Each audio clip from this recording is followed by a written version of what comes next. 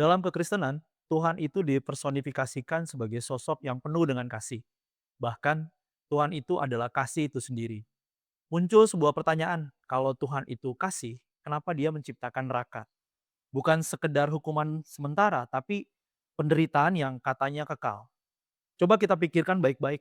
Ketika seorang manusia hidup antara 60 sampai 70 tahun dan ia melakukan kesalahan terbatas, tetapi ia harus dihukum selamanya, apakah menurut Anda itu adil?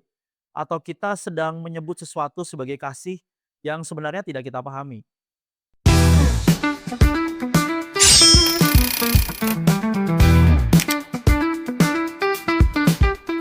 Selamat datang di Yang Nggak Boleh Ditanya, tempat di mana pertanyaan yang biasanya dibungkam, akhirnya di tempat ini kita buka. Hari ini kita tidak akan mencari jawaban yang nyaman. Kita akan masuk ke dalam suatu wilayah yang sering dihindari, tentang Tuhan, tentang keadilan, dan tentang neraka. Dalam Alkitab khususnya, konsep neraka itu tidak selalu sederhana. Ada beberapa istilah yang dipakai di dalamnya, seperti Sheol dalam bahasa Ibrani atau Hades dalam bahasa Yunani, dan juga Gehenna yang paling sering dikaitkan dengan api yang kekal. Yesus sendiri bicara tentang tempat-tempat ini, tentang api yang tidak padam, tentang ratapan, dan tentang kertak gigi. Pertanyaannya bagi kita, apakah pernyataan ini hanya literal atau hanya metafora? Mari kita bicara logika dan akal. Dan mengapa kita bicara hal ini menggunakan logika dan akal? Karena logika dan akal adalah senjata khusus dan istimewa yang manusia miliki dibanding makhluk-makhluk lain. Hukuman dalam sistem keadilan manapun idealnya proporsional dengan kesalahan. Tapi di sini kita menghadapi sesuatu yang berbeda. Kesalahan terbatas namun dibalas dengan konsekuensi yang tidak terbatas. Ini menciptakan satu dilema yang sangat besar.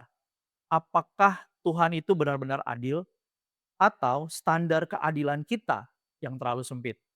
Beberapa teolog berargumen bahwa dosa terhadap Tuhan yang tidak terbatas menghasilkan konsekuensi yang tidak terbatas. Tetapi apakah pendapat itu benar-benar menjawab inti dari masalahnya atau hanya sekedar menggeser pertanyaannya? Dalam sejarah teologi kekristenan, setidaknya ada tiga pendekatan besar.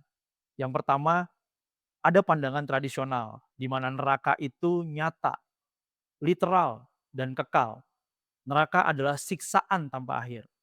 Namun ada pandangan yang kedua, yaitu annihilationisme atau pandangan terkait dengan pemusnahan, di mana orang-orang berdosa itu tidak disiksa selamanya, tapi mereka tuh langsung dimusnahkan dan mereka berhenti eksis.